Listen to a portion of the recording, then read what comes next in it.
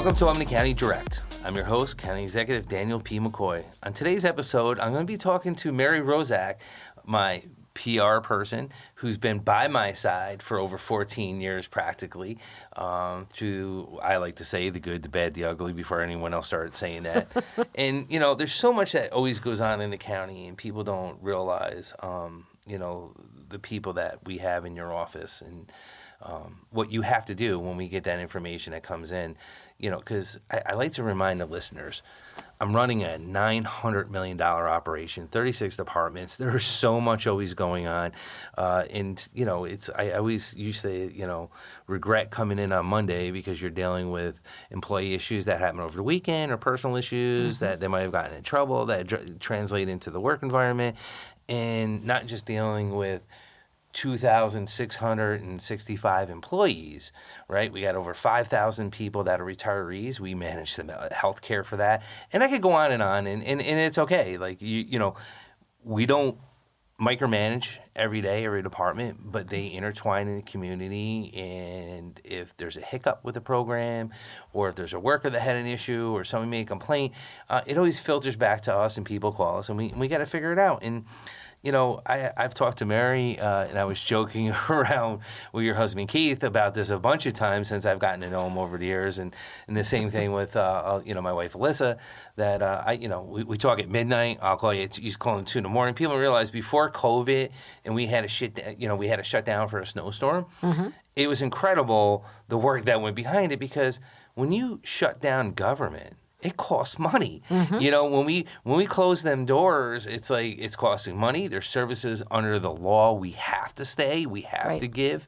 And we wait sometimes to like 5 o'clock in the morning to pull the trigger because we're waiting for the storm if it passed. And I used to joke Doppler weather when it came out, and I used to joke with you, Mary, because you were in this area, and it'd be like Doppler weather, so on. And I'm like, I'm going to be a weather person when it's the one job you can have and be wrong and you're still getting paid. Right? Exactly. I'm like, that's up my alley, right? I could go there every day and just be like, I think it's going to be 60 degrees. No, the winds came in from the north and it's only 20. You know, so it's dealing with situations like that, in emergency orders, and getting the message out there, and having that relationship that you have. And I want to talk about that. So I really want you to give, I would say we only have a short time. I can talk enough. You know, a quick synopsis of like your history, because I think it's very interesting where you came from, and what really intrigued me the most about you before I hired you was that, you know, I think it was YNN, was Spectrum then, right? Or whatever they called it. Right, back in the day, Capital News 9. Capital News 9, and you came here with them, and you were a manager there, and you oversaw the whole operation. And I'm like, hey, if she can handle that, she can handle my personality. But please, go ahead. So, well, thank you. This is going to be, we're going to do a little bit of role reversal after this, because you're going to be the one talking about all the great things that are happening in Albany County, particularly the economic development that you've been behind. But to give a little bit of perspective, I came here after having been a journalist for 18 years, starting first in radio, then moving to television, then helping to launch in television what was then Capital News 9, now Spectrum News, which is a great phenomenon. It was launched as an appointment news station. But behind the scenes, that's I do remember saying when they came here, I go, that's not going to last. No one's going to watch that for 24 hours, 7 days a week. Yeah. Boy, was I wrong. Well, and the whole thing is, the expectation was not people would watch it 24. They would get their news when they wanted it, right? And so as we look at the evolution of that over the 20 years, that's exactly what we do now. Anytime we want something, what do? We go to our phones, which is why the Verizon outage was impacted so many people, because you couldn't call. Yeah, you may be able to text, but you couldn't go on the internet. You couldn't do everything. We are just so accustomed to being able to get answers when we want them. So, no, I agree. So I want to stop you there for a quick second, because I was losing my mind yesterday, because my phone just started working now. Over 24 hours later, I'm done with Verizon. I'm going. So anyone listening to this, you got any good ideas, reach out to us. Let us know what carrier you prefer, because Verizon's just, I'm so tired of their operation, because it's been going on for years. And I was at a loss. I was like, oh my God, I don't have my phone. I can't contact people. I can't get a hold of them. My family couldn't get a hold of me. it was bad, and Yep. and now taken from that. But also, what was nice though, and I got to be honest with you, it was so quiet. It certainly was quiet. Except, I was one of the few people. Our county phones, my Verizon county phone, did work, Right. which was fortunate in many instances. I couldn't communicate with some other people, but it did work. But when you come from a background, a news background, and then you come here to the government environment, there are some things that instantly strike you as being not what people expect. There's so much good going on, so many great things that are happening, and yet sometimes the bureaucracy of government prevents that from getting out. And then on the flip side, right, as we experience, And I'll stop you on that again, because we got My Goat was this whole thing we've done with economic development, and we can't say it, but we get to release what's going to happen next month with it, and we have a good program we're going to be launching, and it will all make sense. Because a certain media outlet just want to terrorize it and not look at the good. And I will say this, and you're probably gonna. I'm far enough away from you. We did use someone local on top of the production. We had no control over it. We are talking about this commercial. And here's the funny thing.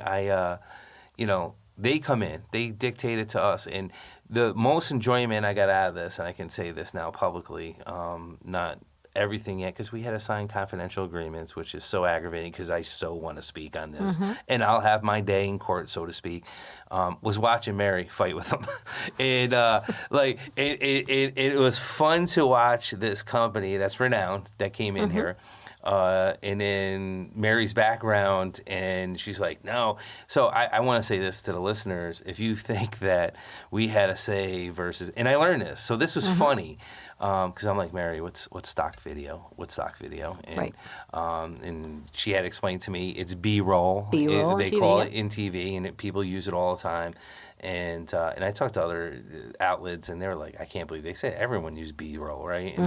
And the funny thing about the whole thing is we had no say. And I'm like, wow, man. I said that certain outlet thinks I'm such a narcissist that I'm on top of that. That's not my realm. That's why I have Mary Rozak. That's why I've been successful at public relations and putting stuff out there. If anyone, any corporation, any company, any politician / CEO or anyone that works anywhere, you need a good communications team. You need a good director to put you in your place and take their advice when you even think you know better. And that's Mary Rozak. No, she's not for hire. So I just want to make that pretty clear. Well, and we should make it clear, too, because we disagree. All the time. We disagree. But a lot more than we let people know. Yeah, but the thing is, it's healthy disagreement. Right. We bring to the table, you bring a perspective to the table, and ultimately you're the boss. My job is to yes, you heard me. Can everyone make sure we record that so I can play it back when she says I'm ultimately the boss, because she says that 4-letter and word. I still don't get my way. But go ahead. The 4-letter word. But no, the thing is, and you and I have this conversation. I'll say to you, if I get really frustrated, I'll say, hey, you brought me in not to be the yes man. You brought me in to tell you. So I'm going to tell you. This is my professional opinion. Yeah. It doesn't mean that it's the right one. It means that this is how I feel about something. And so we go back and forth, and we generally, very rarely is it that I walk away with my head shaking saying, I can't believe I'm going to have to do this. No, she said very rarely, but that does happen, people. I'll let you know that. Well, because in life nothing is perfect, right? So there'll be something, and then I have to figure that out. But what we're here to talk about today is, the fact that we have so many wonderful things going on, and as you said, not all the time can we tell the media, can we share with the general public every single thing in the time frame that media wants. And having been on the other side, I know. If I'm a reporter, I want this, and this. Do I have to wait sometimes? Yes. Fairness, accuracy, that is what is important. I think, on a national level and with everything that's been going on in this country, and I'm not going to get into all that right now, there's been this outlook on media that it's not objective anymore. It's one-sided. They're sharing a narrative. And you've seen stories on top of stories. And I'm not agreeing with the President of the United States when he calls them out and for all this. But to a degree, that has happened. You've seen it at Fox News. You see it at CNN. There's a bias. There is a bias. Places. And to me, I miss a day somebody said, what do you miss? I said, I used to like watching real sports with Brian Gumbel. And I forget the guy at the end, the older gentleman at the end of the series, and I can't remember his name right now for the life of me. And he would say, hey, out of all the stories we did all year, because they would highlight them, and he goes, we're not supposed to be attached to the story. We're not supposed to take a personal interest, but it does happen when we do stories. And he would say, we're supposed to be objective, and we're just supposed to write the way it is and let the viewers or the listeners or the readers decide what that story is. And to me, we've lost that. You know what I mean? Because now it's just like one-sided snarkiness. And the hardest thing is, someone asked me the other day about the president said F you to a worker in one of the Ford factories and gave the finger. And then they pointed out that like Jill Brand and other people are doing the same thing. Madami did the same thing at the Capitol to the U.S. Customs Zora, whatever the hell he was when he was assembly member. It doesn't make it right. No, you're a human. You're a human being. I think people forget sometimes. Right, and it gets you are a human being. Yes, the you're a politician, but you're human. Yes, the emotions get to you, and I can assure you, as I sit here and talk to you, there's a lot of times I'm out on the street, and some people are kind, and some people are like, "Hey, you're not as fat in person. Oh, wait, your forehead's awful or oily." I'm like, "What does that mean?" You know what I mean? And it's stuff people say to you, and some of it is like not said in a mean way, but it is too, and you're sitting there going, "Okay." My problem is like, when I go to the grocery store, I pump gas. I went up the Price Chopper, and my wife's like, "You've been going for 2 hours." I go, "I didn't get past the front door." People want to know they can talk to you, but we also have an obligation. There's times I want to lose it. There's times I really want to just go off the cuff, but like through COVID, you got to be a steady hand, and you have to lead by example. And when we're telling children, don't bully. When we're telling kids it's not good to bully, and you see the suicide rate, and that grounds me when I see the suicide rate in this county and across this country and across the state. And as politicians, we're doing the same thing. We're bullying people on their looks. We're bullying people because they dress different. I love people that dress different. I love people that have different color hair. You're beating to your own drum, man. I think that's great because we're not just one look society, right? We're multiple, and I love people like that just are different. And I'm like, God bless you, and it's the same thing. I feel there's things I would like to say at times that are snarky, but at the end of the day, like when you have your media outlets doing the same thing, calling out politicians, but then they're doing the same condescending stuff, it sends the wrong message, right? Right. Because you're like saying, oh, don't do that. And then, oh, wait, we're going to do that. It's okay for us to do it, but it's not okay for you to do it. We need to lead by example, and I think coming out of COVID, which has really disturbed me, has affected that generation of kids, has affected adults. And some people say it's not COVID, the drive and all that, and we have an obligation to help people get through that, heal through that, but we don't when we keep fueling the fire.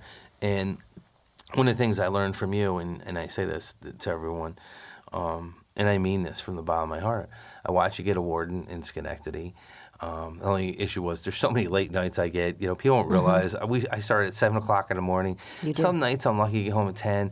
I get people mad at me because I can't. I was trying to go to the dedication at the Empire State Plaza for Dr. King, and I'm still under the weather. And I was like, I can't. I'm just drained. I had to go home and lay down. But when I went to that, and I just saw your peers, and and that's the best part of this, right? It's nice to have people thank you for what you do, but when you have your peers do it and recognize you for the work, it said a lot of things to me, because I want to make this clear to the listeners out there. Usually, someone in Mary's capacity lasts 4 years, maybe not 5. The fact that she's been with me 14 years says a lot. Because it's not, it's not a 7-hour day work week or a day, or it's not a 40-hour work week. It's 7 days a week around the clock. You could be on vacation. You could be at the doctor's with your mother. You're answering questions. You could be anywhere. And I'll say, if you take anything out of this, and I know you want to ask me questions, and I'm avoiding. See, this is what we do in politics. We're diverting. Surround yourself with smart people. Don't be afraid not to be the smartest person in the room. I believe that's why I'm successful. I bring people in. I listen. Yes, at the end of the day, the ball stops with me. I make the final decision. I got to live with it. I take the bad hits, when it goes wrong, and that's okay. That's what I signed up for. And I've said this to every politician, in county executives as we talk together, that you got to find common ground, but don't be afraid not to be the smartest person, because I've seen a lot of them that are good people, right, and they just think they know all the answers. And I kind of chuckle, and they like to say, "Oh, I went to Harvard, or I'm this, or I'm that," and I just sit back and I'm like, "That's great," but even when you think you know the answers, it's nice to listen to, and not just your senior people, to the junior people in your office. Make them feel empowered so that they have a say. And sometimes they're going to stumble and fail, and that's okay, because from every failure it becomes a success, right? Right. So not that I like to fail, but I'm also like, okay, let's move forward. But I do want to say, no, I'm not letting you turn this on me. Geez. I'm in control now, and you don't like it. I wish I had a video right now, because you're like me when I get that certain photo. You're like swerving all over. You're like you're trying to change economic it. Development. I want to get to that. Listen, there's always time for that. And you know what? I just want to end it on this and move forward and just say, your team, the people that are in your office, from Ashley, from Mike, from Kevin, from Elizabeth, they all do a great job. Mm-hmm. And, at the end of the day, it's not an easy job. And, now that we're pushing it out there, like what we're doing, the issue is this, at the end of the day, I had a nice meeting with Joanne Cunningham and Dennis Feeney and Wanda Willingham, and I'm like, we have to do a better job of getting our message out there. So many people always say, I didn't know the county ran this program. I didn't know you did this. Right. So we talked about instituting the newsletter. That costs money. We talked about running economic development. This was planned like a year ago. This was not planned saying, hey, we're going to launch this with a new mayor who, mind you, I have a great relationship. I want to work with her. Sure. I want to do whatever we can to work in a partnership. And I love one of the questions I got from somebody who said, was this because of the new mayor? No, this was done back in January, a year ago. The conversations have been, started early. It started early. We got selected, and we went through the process, and we don't control it. Like, we still can't say anything, which I'm agitated, and I actually had some words with them, because I'm like, I want to come out. I want to come out and explain it, and also explain, which I said this, I'm not happy with the firm that we hired locally, because I wanted that. You and I, it was important to us to have someone from this area. Mm-hmm. So that list that went out, they're there, but I'm not going to expose them because they didn't say anything. So I'm like, but I take my lumps. And sometimes in politics, or when you're leading an organization, you got to take the lumps and move forward and just keep your head down and just do extraordinary work and have extraordinary team and get the messaging out there. So we did in this budget. We addressed like getting newsletters out to the voters, or not just the constituents of Albany County with the great programs and everything, and highlighting more commercials. And they came in and they're like, "Hey, Mary and your team are doing a great job. We want to use them." And I'm like, "Look, this is a partnership. This isn't a dictatorship." So working with the legislature and the great work they helped me do, because I can't do what I'm not doing without a great partnership. We can do extraordinary things. But you're going to see more of this year coming. So I do want to say this to everyone out there. We are going to not just be highlighting ourselves on a national level and a statewide level to attract people here, but we're also going to be more in tune with the constituents and to let them know, hey, here's the services we're doing. Look, we opened up Cohoes Community Center for Economic Development, and they said, what's that have to do with? There's no centers for Watervliet, Green Island. We filled that void. So it's like the Hill Towns, when we started Parks and Rec, there was no Parks and Recreation up there for the kids. We filled that. We opened Lawson's Lake in a partnership with Sheriff Apple, and look where it is today, and so many great announcements coming with that this year coming. Right. You look at the Buddhist property, the rail trail. The rail trail is the number one rail trail in upstate New York, which 250,000 people a year on the rail trail. And growing, right? And, we're adding more stuff, not just bathrooms, workout stations. You're going to see more stuff happen in the old train depot that we're doing in partnership with MVP, just like we did a partnership with MVP on another project, which we can't talk about. Can't talk about the innovation partnership. Which I got to say about Chris LeVecchio, what a great guy, because not so many CEOs will be like, well, they're in the business. They do health, good care, and it's going to fall in that category. But I go, hey, Chris, need to invest. I'm not going to say how much publicly into this project, and it was a big check. But we can't talk about it. And he got done, his team got done, and they're like, love it. This is awesome. Outside the box, we're in. And I go, here's the hard part. We're never going to talk about it. Well, there are some things, as I said earlier, that you Here you go. You now, can't. Listener, she's going to turn it on me now. Go ahead. But that you can't talk about when we talk about confidentiality, when we talk about our most vulnerable. So when we talk about those who may have been victims of various sorts of abuse, you need to protect those very vulnerable people. So you need to provide services. We don't necessarily always have to say where and how. You can't, because then that's identifiable. And then that puts them at risk again, right? So those are the kinds of things that people need to understand, that the media, all the media needs to understand, that is why there are certain things we cannot say, certain things we cannot divulge, certain things that have to be kept confidential. Right. Well, I've never in my life had to sign so much stuff for confidential agreement when I meet with people. And they don't want it out. And I get it, because some deals, like, we do a lot of stuff, and some things work and some don't. Some decide to go in a different direction. Some have some harsh criticism for downtown Albany or Albany County as a whole.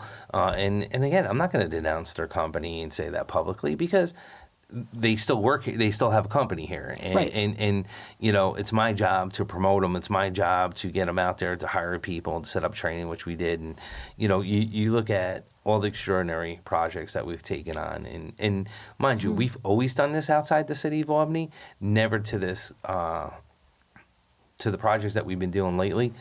The amount of projects we've been doing in the city of Albany. Look at McDonald's site. We tried to put a grocery store in there. It turned out to be an epic failure. I'm okay publicly saying we tried, because there was nothing there. So what's happening? That's a good segue. So with McDonald's. With McDonald's, that site, it had been a grocery store. It had not been successful, and despite the fact that we had partnered with several different entities, it didn't come to fruition. It didn't, and I had no problem standing in that neighborhood saying, like, we tried, because nothing else has been done. I wish it wasn't a failure. I wish it was a success.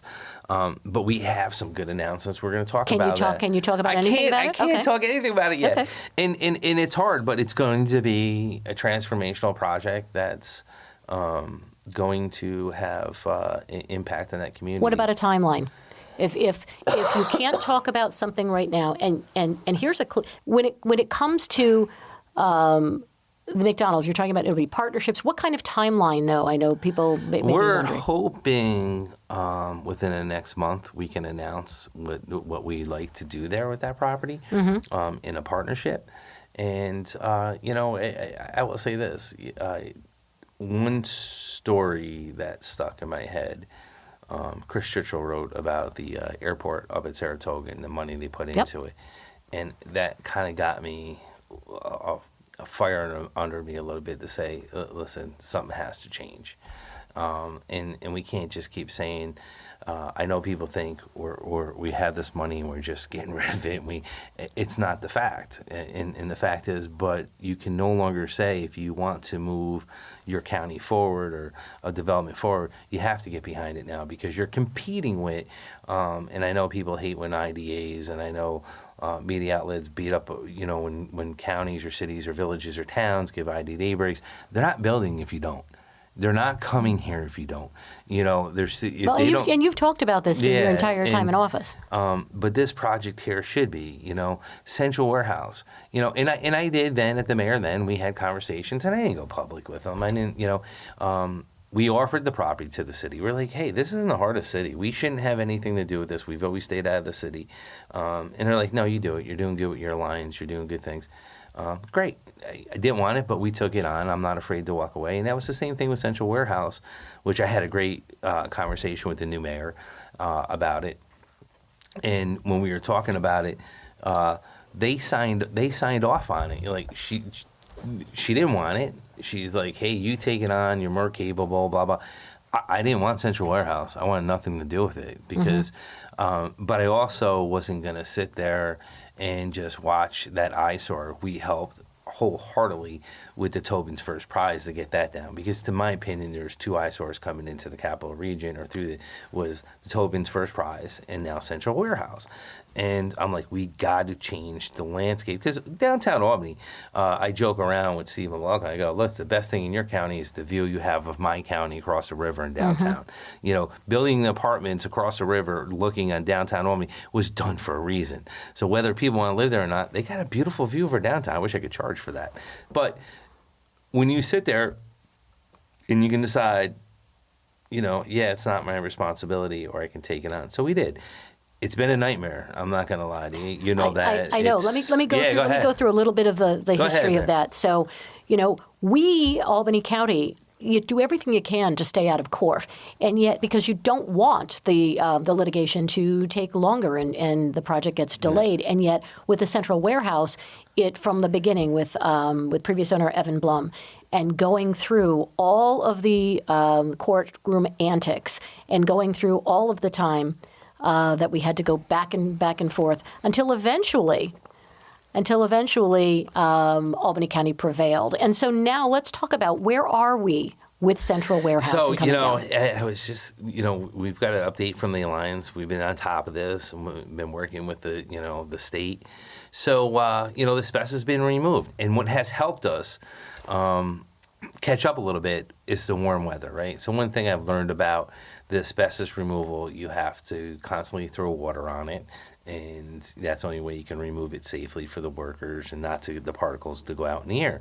So the fact that they've been doing this, and it's been nice out and not freezing up, so we're catching ground. But I made a prediction, and somebody said, well, they're saying they're hoping at the end of 26, and I go, listen, 2027. It was built in 1927. This is going to be this building's 99 years old. It was built as one of the biggest freezers in the capital region, and it's not going to be easy to take down. And what's made it more difficult, not the fact once the asbestos gets out, what has made it more difficult is the fact that it's next to Amtrak. Sure. And oh my goodness, I'll just say, the leaps and bounds of Amtrak, they are like a nightmare to deal with. Well, but there is only, in defense though, there is only that one train track there. So if that had to be shut down, it would really impact. Oh, we couldn't shut it down. When it shut down for that day, I just couldn't believe the flack that we took, and rightfully so, because it affects Chicago, Buffalo, all that whole area. So it's moving forward. So I make the prediction in 27 because this building's been so tough, and everything. It'll be down in 2027. Everything that we've dealt with on this building up to this point in time has been a nightmare, but they're getting through it. Kevin and his team are doing a good job getting through it. A lot of hiccups, a lot of bumps in the road, but we're resilient, and we're going to get it done. The same thing when we announced the McDonald's site.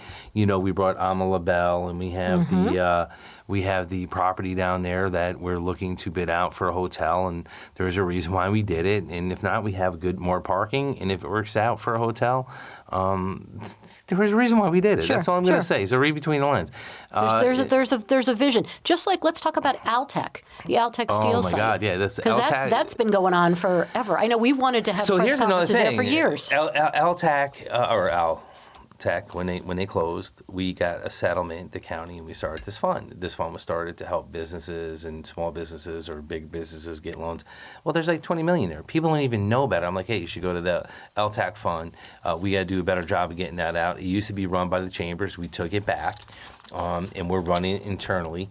And my goal was like, look, I don't want to lose money, but we need to help smaller businesses that can't navigate that. But that property is the last big resource. It has high power rail, the trains that go in there, accessible to 787 and the Thruway and the Northway, centrally located right behind the Waterville Arsenal property.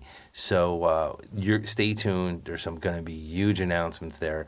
And then I do want to get to the College St. Rose briefly. I know we're running out of time. Sure. But even with the College of St. Rose,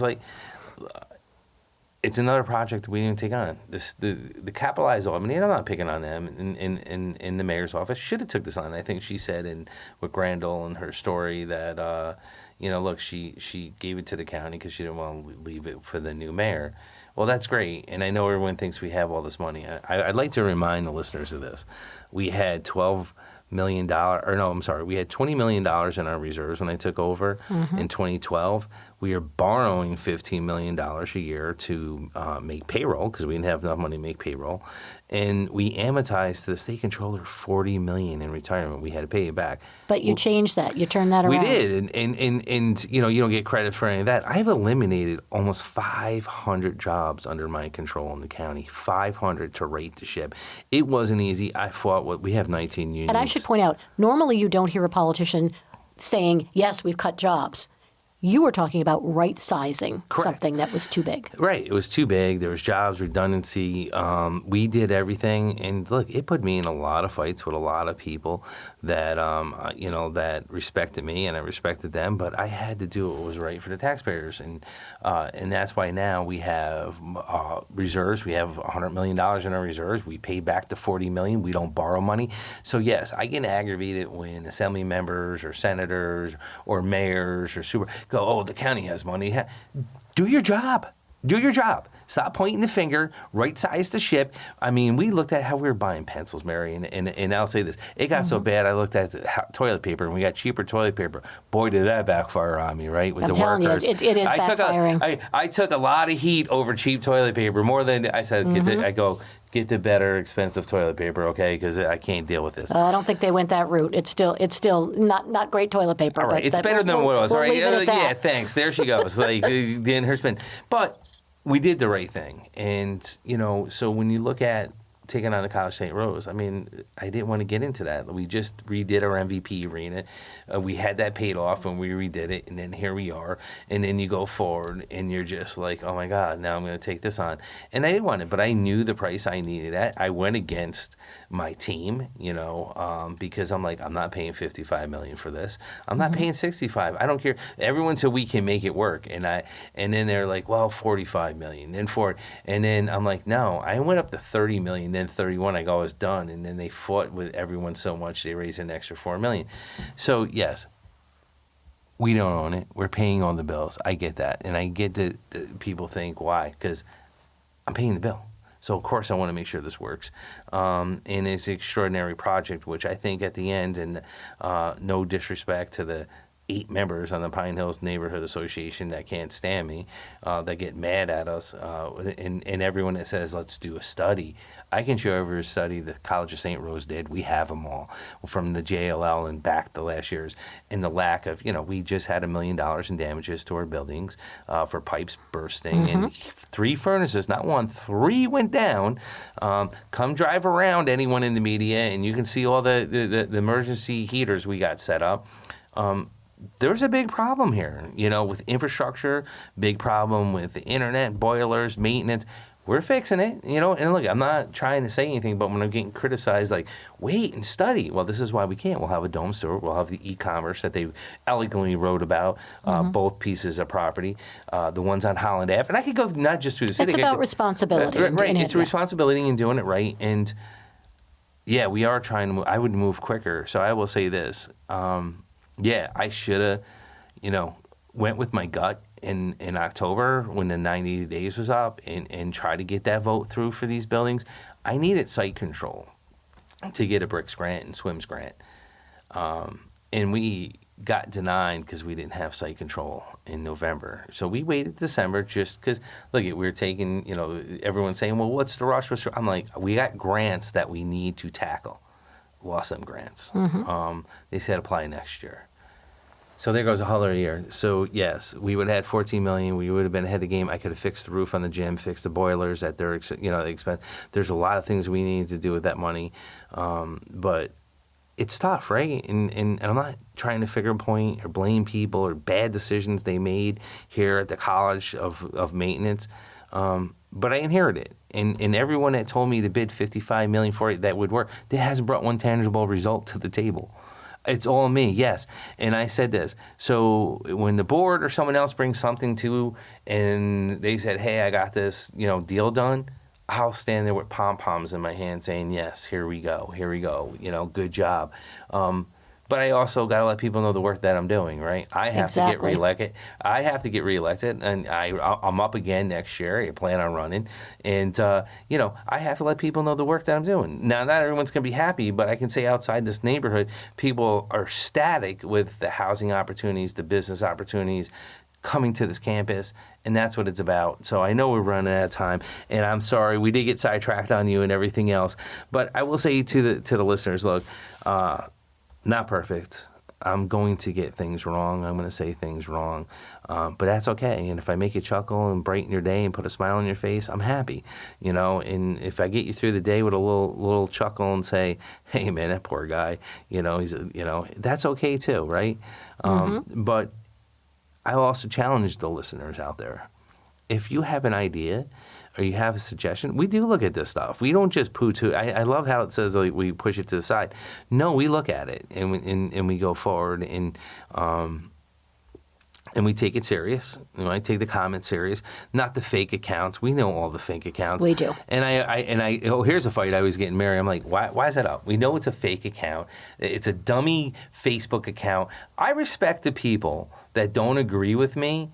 That it's their private Facebook or I'm like, okay, that's okay because I'm dealing with a person and maybe I can reach out and sit down, talk to them or try to explain something to them. But I have respect for that. I don't have respect for the political people that are out there playing games because trust me, people, this happens all the time. Both parties, Republican and Dems and working families, they're all guilty. They get young kids on Facebook, on Instagram, fake accounts or get them on your accounts and they start hammering you. And it's like, well, that's not a factual person. It's probably someone being A, paid from a campaign, B, works for another elected official, or C, just wants to be a hater and put stuff out there. I will assure the listeners, I respect the comments that come from somebody that's not a fake person. And you get the party people that are in line with their beliefs. And that's okay, too. I'm not mad at that either. I'm like, okay, I understand.